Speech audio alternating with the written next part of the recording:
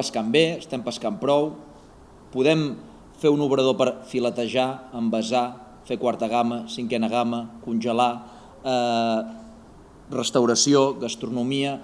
Llavors, ja hi ha exemples, sobretot al Cantàbric, però també al Mediterrani, però també a altres llocs del món, de fer aquest procés industrial o una part industrial. Llavors, jo crec que aquí, amb l'opinió dels pescadors, escolteu, quins fons públics tenim, hi ha fons europeus que poden anar destinats a això, avui dia es poden fer plats cuinats, aquests plats cuinats es poden congelar, es poden vendre sense congelar, hi ha organitzacions de productors que han demanat ajudes per congelar o per fer càmeres frigorífiques. Per tant, tu t'has d'imaginar, des que el producte surt del mar fins que arriba a la taula o a casa d'una persona, amb tot aquest procés, tant de cuinat, de transformat o de preparar-ho amb safates, o de filetejats o enllaunats, doncs hi ha possibilitats de fer això?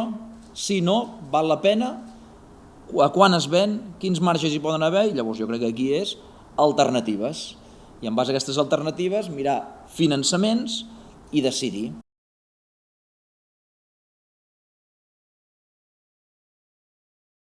Pesquis molt, pesquis poc, al marge de les vendes que fas, perquè se'l quedi un tercer, millor anem a veure aviam si ho podem fer nosaltres, com ja s'ha fet en altres llocs. Està tot inventat.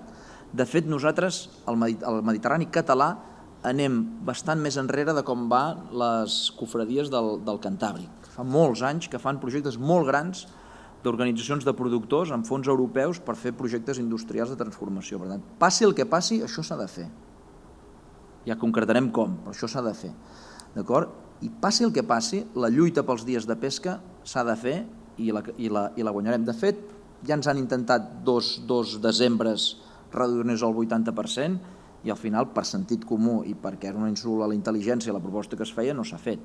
Per tant, ja ho he dit, nosaltres fins a les últimes conseqüències a defensar això i a defensar un canvi. El que demanem també és un replantejament global de la mirada de la política pesquera mediterrània des de Brussel·les.